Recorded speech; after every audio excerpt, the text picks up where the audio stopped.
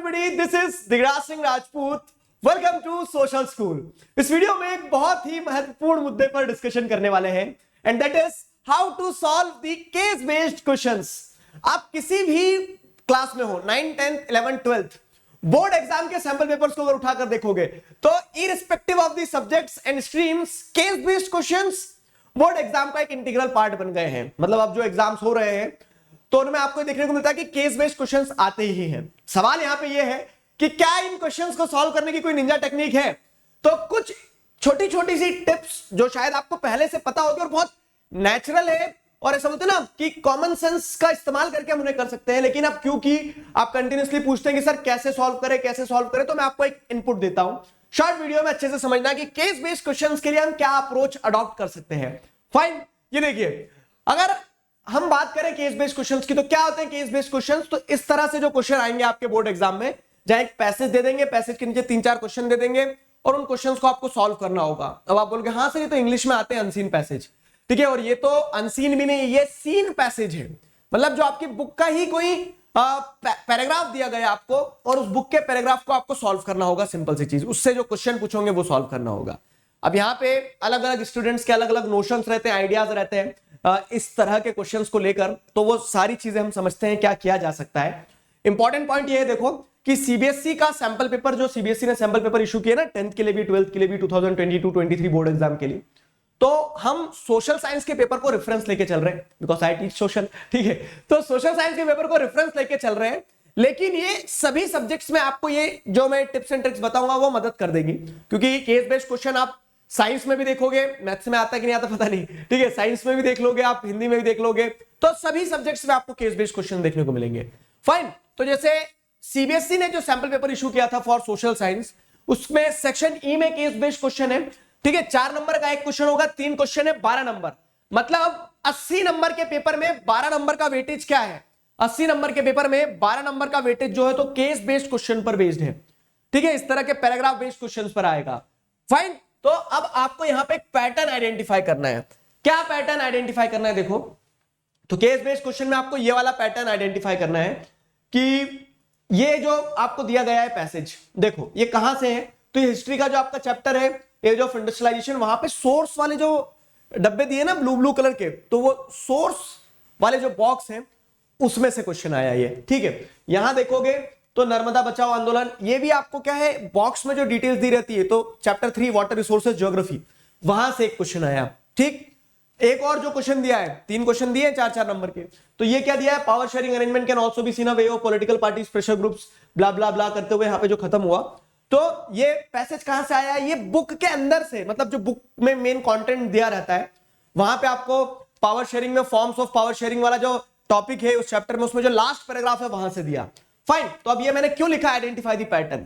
तो pattern identify करने पर हम ये समझ सकते हैं कि इस तरह के case based question, paragraph based question जो आएंगे वो कहां से आना है. या तो वो बॉक्स से आ जाएंगे, वो सोर्स बॉक्स से भी आ सकते हैं, जनरल बॉक्स जो इधर उधर कोने कुचे में दिए रहते हैं बुक में उनमें से भी आ सकते हैं, या फिर स्पेसिफिकली आपको क्या देखने को मिल रहा है कि बुक के किसी रैंडम पैराग्राफ को उठाकर भी पूछ देंगे, ठीक है. तो यहां पे हम मानसिक रूप से इस चीज के लिए तैयार हो जाएं कि जो आएंगे वो बुक के किसी कोने से भी आ सकते हैं, बॉक्स में से भी आ सकते हैं, पैराग्राफ में से भी आ सकते हैं, और यह तय है कि 4 बुक के अंदर से आएंगे, अनसीन जैसा नहीं होगा, ठीक है. तो अच्छी खबर यह है कि 4 बुक के अंदर से आएंगे, और बुरी खबर यह है कि वो कहीं से भी आ सकते हैं. और बुरी खबर ऐसा कोई बुरी नहीं है, क्यों, क्योंकि उसका भी मैं आपको समाधान दे रहा हूं, क्योंकि वो कहीं से भी आएंगे तो पूरे के पूरे ही, मतलब कि ऐसा तो नहीं है कि आपको कुछ याद करके जाना होगा उन पैसेज में से. कुछ बच्चे बोल रहे सर सोर्स वाले जो बॉक्स हैं वो पूरे पढ़ाओ. मेरे लाल, तो उसमें ये समझो ना कि वो आपको ऐसे थोड़ी नहीं उसमें से क्वेश्चन पूछ रहे हैं. वो अगर क्वेश्चन पूछ रहे हैं तो वो पैसेज भी आपके साथ ही जाएगा. मतलब ये ऐसा हो गया कि आपको ओपन बुक टेस्ट है आपका, तो बुक भी आपके सामने, क्वेश्चन भी आपके सामने ही है. क्लियर हुआ. तो ऐसा नहीं कि उसमें हर चीज को याद करके जाना है, आपको उसको समझ के जाना है कि वो क्या क्रक्स लेके चल रहा है, क्योंकि नीचे जो क्वेश्चन दिए रहेंगे तो वो क्वेश्चन फिर आपको वहां के वैसे बन जाएंगे, ठीक है. तो हम किन चीजों पे काम कर सकते हैं ताकि ये जो केस बेस्ड क्वेश्चंस हो या आसान हो जाए हमारे लिए, तो these are the important points. Important points है और मैं कहूंगा कि बहुत बेसिक सी चीज है. फाइन, जो मैंने आपको बताया ना कि अलग अलग स्टूडेंट्स के अलग अलग आइडियाज होते हैं केस बेस्ड क्वेश्चंस को लेकर. दो तरह के स्टूडेंट होते हैं, टाइप ए जो छाती पीट रहे हैं कि सर केस बेस्ड क्वेश्चन कैसे करेंगे, और टाइप बी जो बच्चे बोलते हैं कि सर ये केस बेस्ड क्वेश्चन हमारे लिए फ्री मार्कर्स हैं, मतलब हम पेपर को ऐसे देख के चल रहे हैं कि 80 नंबर का है ही नहीं, 68 का है। क्यों? क्योंकि 12 नंबर तो पेपर में ही उसका आंसर दिया हुआ है कि नहीं। तो दो तरह के जो अप्रोच है ना, तो अपनी अप्रोच दूसरी तरह की रखो। क्या? Keep yourself in the type B of students. Type B समझ गए ना, कि वो बच्चे जो ये मानते हैं कि ये फ्री मार्कर्स है। एक तरह से ये है कि 12 नंबर का पेपर तो पेपर का आंसर पेपर में ही दिया है। क्लियर है? आपको बस अपने बुद्धि विवेक चेतना का इस्तेमाल करना है और यह समझना है कि ये पैसेज जो है, इस पैसेज में क्या लिखा है, क्या आइडिया, और उसके नीचे जो क्वेश्चन दिए हैं तो वो उससे रिलेट करके आंसर लिखना होगा। अब यहां पे निंजा टेक्निक का क्या इस्तेमाल किया जा सकता है? Read the question before reading the passage. क्या होता है ना, कुछ लोगों का कंसंट्रेशन स्पैन बहुत छोटा होता है, रील्स देख देख के वो 1 मिनट का ही कंसंट्रेशन स्पैन रह गया, तो उसमें क्या होता है कि वो आगे पैराग्राफ पढ़ रहे होते हैं तो जब तक नीचे क्या है वो भूल जाते हैं, नीचे पढ़ रहे हैं तो ऊपर क्या है वो भूल जाते हैं।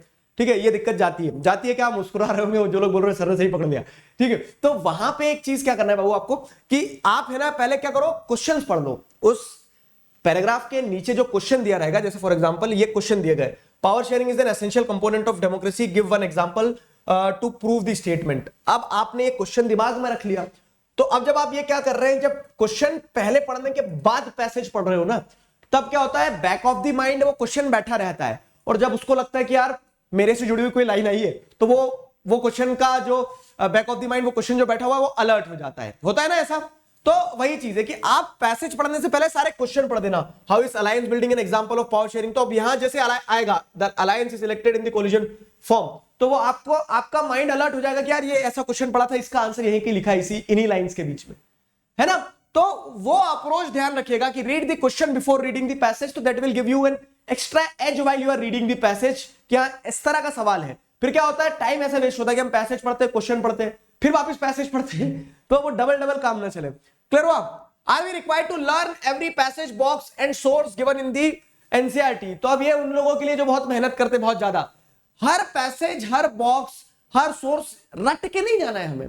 क्यों? क्योंकि उस पे से डायरेक्ट जैसे long answer, short answer, very short answer, वैसे क्वेश्चन नहीं आ रहे हैं ना सोर्स से। आपको क्वेश्चन कैसे आ रहे हैं सोर्स से?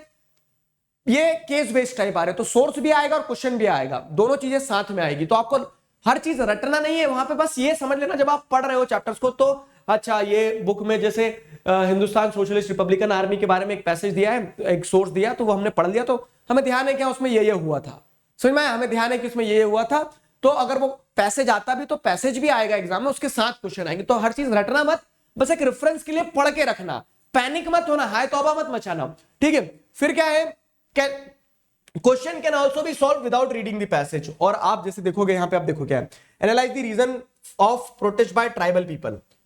अब अगर ये पैसेज वैसेज कुछ नहीं दिया, अगर छुपा दूं मैं इसको पूरा, ठीक है, और एक सवाल आपसे बस सिंपल ये पूछ लूं, analyse the reason of protest by tribal people, तो ट्राइबल पीपल क्यों प्रोटेस्ट कर रहे हैं? डिस्प्लेसमेंट, ठीक है, उसके बाद में submergence of their land, fine, यही कारण है, इन्हीं कारणों से प्रोटेस्ट कर रहे हैं। तो अगर आप ये लिख दोगे ना, तो आप बिना पैसेज पढ़े भी क्वेश्चन सॉल्व कर सकते हो। अगेन जैसे क्या, what was objective of Sardar Sarovar dam was built, तो डैम, सरदार सरोवर डैम किस ऑब्जेक्टिव के साथ बनाया गया होगा? तो वैसे तो पैसेज में आंसर मिलेगा ही मिलेगा उसका, ठीक है, लेकिन आप चाहो तो बिना पैसेज पढ़े भी, ये ऐसे जनरल क्वेश्चंस भी आते हैं बहुत सारे। आप बोल सकते हो कि डैम का ऑब्जेक्टिव रहा होगा कि शहरों तक क्या करना, इलेक्ट्रिसिटी पहुंचाना, इंडस्ट्रीज तक, जो शहर में लोग रह रहे हैं उन तक पानी पहुंचाना, ठीक है, उस एरिया का पूरा इकोनॉमिक डेवलपमेंट को कंसीडर करते हुए डैम बनाया गया होगा। तो this thing can also help you, क्या कि question can also be solve without reading the passage. And last, practice practice and practice. तो सोर्स बेस्ड क्वेश्चन से, ये जो केस बेस्ड क्वेश्चन होंगे, पैसेज बेस्ड क्वेश्चन होंगे, इनसे डरना नहीं है, इनको ज्यादा से ज्यादा प्रैक्टिस करना है, तो यू विल फील कॉन्फिडेंट। ठीक है, तो once the syllabus part is completed we will start the practice series, तो जिसमें हम क्या करेंगे, ऐसे दबा के पैसेज बेस्ड क्वेश्चन सॉल्व कर लेंगे, तो उससे आप कॉन्फिडेंट फील करोगे। ठीक है, तो ये कुछ सिंपल से इनपुट थे मेरी तरफ से। I hope these points help you, और आप इनकी मदद से और बेहतरीन कर पाओगे। समझ में आया?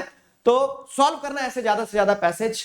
अनदर इंपॉर्टेंट थिंग कि अनसेट जो है, Unacademy national scholarship admission test, ये एक स्कॉलरशिप एग्जाम लगभग लाखों, 2 लाख से ऊपर बच्चों ने 8 अक्टूबर को ये एग्जाम दिया था। ठीक है, स्टिल जैसे अगर आप देखोगे तो एक और मौका है, 15 तारीख जो है, तो 15 अक्टूबर वाला जो एग्जाम इस साल का लास्ट एग्जाम होगा अनसेट का, जिसका रजिस्ट्रेशन क्या है, आज खत्म हो जाएगा। तो if you genuinely want to participate in this exam, register now. इसके बेनिफिट्स बहुत सारे हैं, जैसे मैंने बताया, you can win up to 100% scholarship, Eurospace centre जाने का मौका, टॉप रैंकर्स ग्रुप में आने का मौका, और आप चाहे नीट की तैयारी करना चाह रहे हो, जेई की तैयारी, 9, 10, 11, 12 किसी भी क्लास में हो, you can appear in this exam का सिलेबस वगैरह सब कुछ मैं समझा चुका हूं पहले ही। तो Unacademy national scholarship admission test, ठीक लास्ट, अब जो इस साल का एग्जाम होना है वो 15 अक्टूबर को होना है, और आज उसका लास्ट डे है रजिस्ट्रेशन का। Fine, and if you are using the code Digraj and enrolling today, तो अभी अनलॉक 20 भी चल रहा है सारे सब्सक्रिप्शन पे, तो वो आपको 99 रुपीज का एनरोलमेंट फी है जिसका मिनिमम, ताकि आप ऑफलाइन ऑनलाइन जैसे भी देना चाहो अपने घर से सहूलियत से, या फिर एग्जाम सेंटर पे जाके दे सकते हो, तो उसमें भी आपको 20% ऑफ मिल जाएगा। क्लियर हुआ? This was the story, I hope you guys enjoyed it. अभी के लिए साइन ऑफ करता हूं, मिलेंगे और इसी तरह के वीडियोस में, तब तक अपना ध्यान रखिए। Signing off with this, together we can we will, thank you very much.